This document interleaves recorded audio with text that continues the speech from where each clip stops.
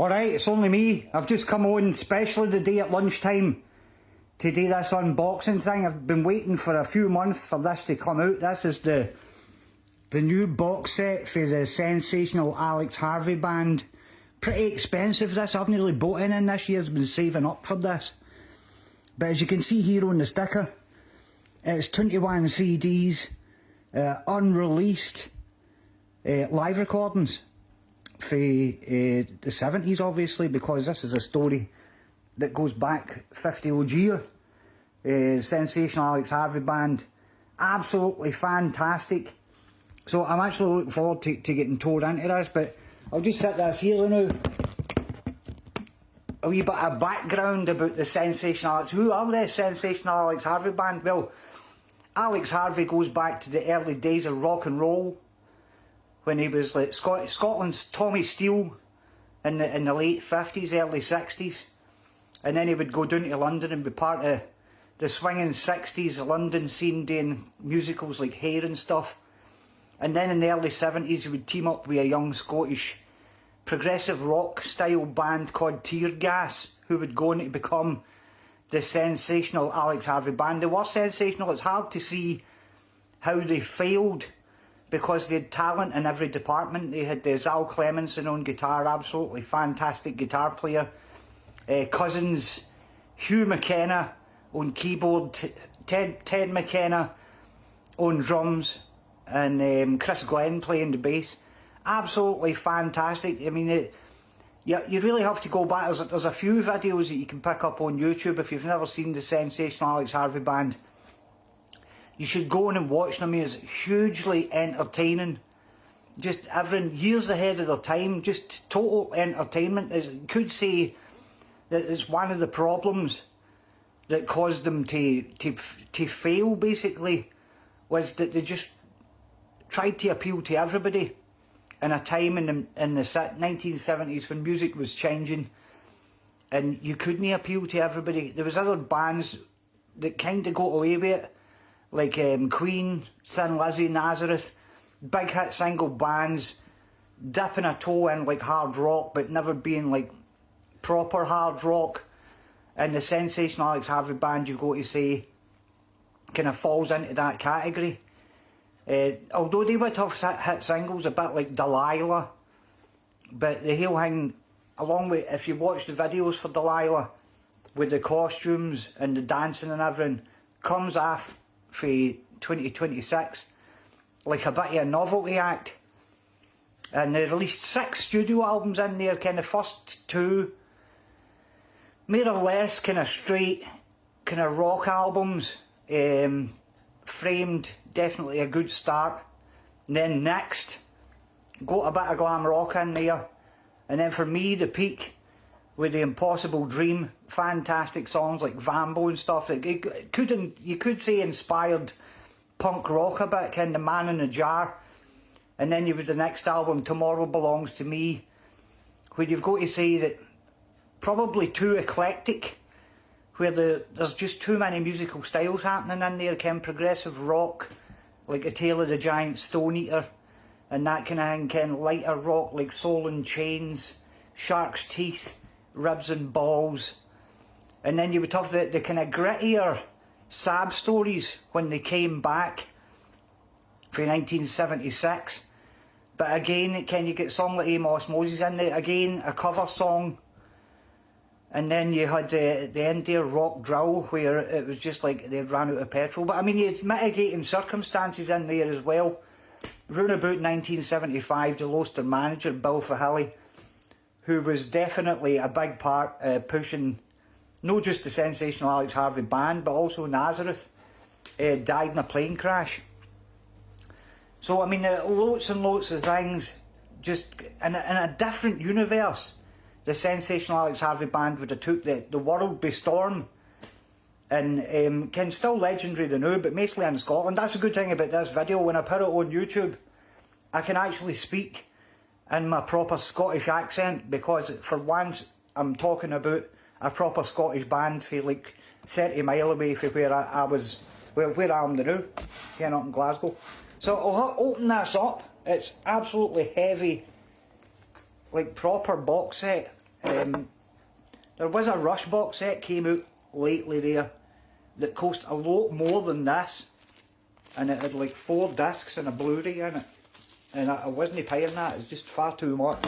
So I'm going to be very, very careful about taking this off, because I don't want to wreck it, me with my heavy horns. But opening this up, I'm really looking forward to this, because a lot of the stuff in here has never been released before.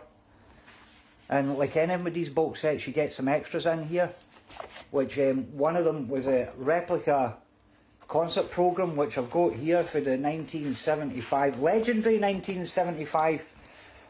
And I was only 1 year old at the time, so I never went, but I mean, I can remember, the things I can remember from when I was a boy, like a lot of folk remember here, big Sensational Alex Harvey Band. Remember the album cover for Sad Stories? Remember the album cover for The Impossible Dream? I remember the song, The Tale of the Giant Stone Eater, just because folk would go on about it. But here we go, here again, this is fantastic. But they did, I think one of the concerts for the Apollo is one of the shows that are in this box set, if I'm not wrong. But this is great, Ken. Nice, made out of, Ken, must be a genuine replica, because it's made out of a nice kind of cardboardy paper. So that's that. And then next we've got a big hardback book here, proper, nice book. I'll move that out so I can set this down, because like I say, I don't want to damage this, because I've got a bit of a bad reputation for being a bit clumsy, me. But this will be the story, a fleshed out version of what I've just told you there. And lots of pictures here. Probably a lot of these pictures have never been released before. Press cuttings, all that kind of stuff. There you go, there's a picture of them there. Ken, Zal Clemenson with the makeup on, Chris Glenn with the big hair. Absolutely brilliant. But I mean, they were absolutely fantastic. You couldn't beat them musically. It was like the 1982 Brazil football team. It's like talent in every department, and this band just could not fail. But for some reason they did. And Chris Glenn and Ted McKenna would go on to become like rhythm section for hire, and do great business with like the Michael Schenker group and Ian Gillan later on. But this is great stuff. And I'm looking forward to having a read at this later, but there's just so many pages. I mean, this was worth saving up for a couple of months for me. But absolutely brilliant, Ken. Without a doubt, Scotland's greatest ever rock band. Nazareth probably had bigger commercial success, and you had like Dan McCafferty's voice is sent for God. But the Sensational Alex Harvey Band, there's something really just special about them. And there you go, there you get a promotional photo there, and them up there with their feet up in the amps like they would do when they was playing like Midnight Moses and stuff. So here we go, we're getting towed into the musical side here. I'm going to put my Clark Kents on so that I can actually see what I'm doing here. So here we go, this looks like it's the first CD. It's Live at the Marquee, 1973. Fantastic.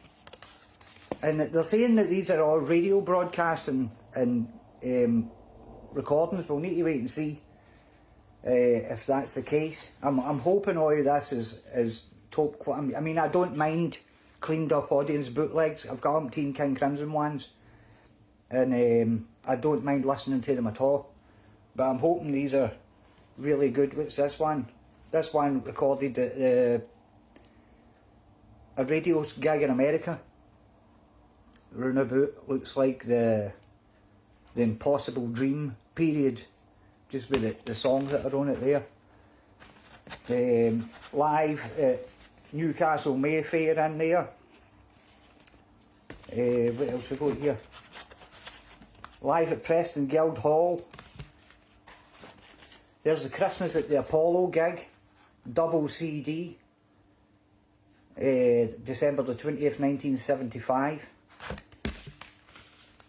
I've got Live in Berlin, 1976, which will be for the Sad Stories tour. But it's got Hugh McKenna on keyboards. I was thinking it was maybe going to be Tommy Eyre who replaced Hugh McKenna later on in the Sad Stories tour. But this is fantastic. I don't know what the print run is in this. I don't know if you'll be able to get it after the day, because I was hearing stories that it was already gone out of print. There you go, Sheffield City Hall, 1975, on the Tomorrow Belongs to Me tour. What is this?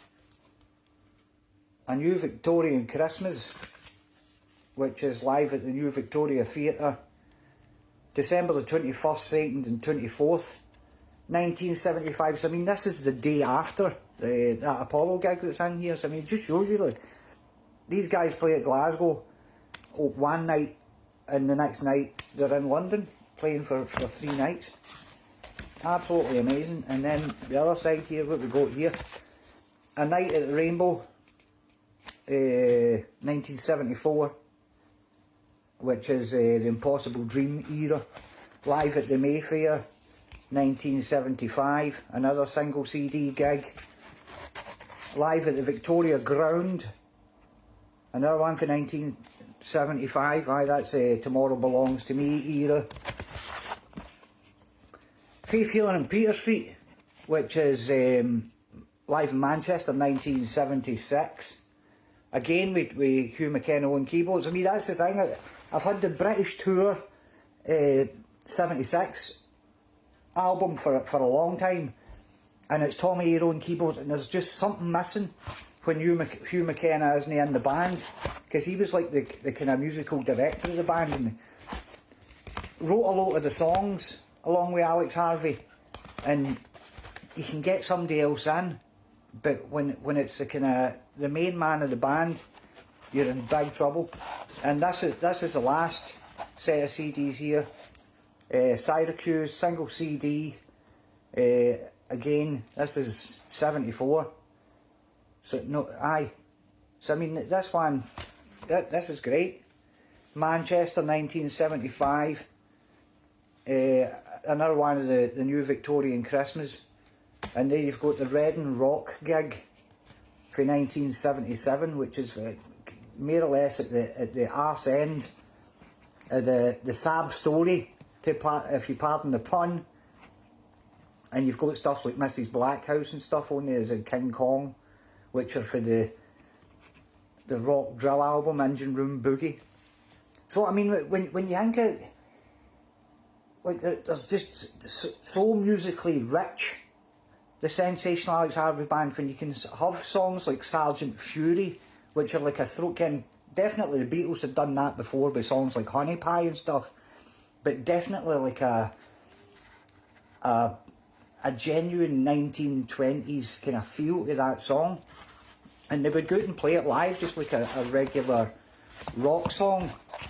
But at that time in the 1970s, people didn't want everything, people didn't want variety, and I think that's the thing where the Sensational Alex Harvey Band and Alex Harvey kind of went wrong. They didn't read the audience, although obviously they wouldn't know that at the time, but everyone was fracturing. Can you think of the bands that made it big for that point, that were also run about at the same time? Judas Priest, AC/DC, UFO, very much stuck to like a hard rock format and broke through big, because when people bought a record, they were getting the same thing for like 40 minutes, whereas with Alex Harvey you were getting a bit of funk, occasionally a bit of disco, a bit of something else, kind of a bit of progressive rock, like anything glam rock, and I think it was just all too much.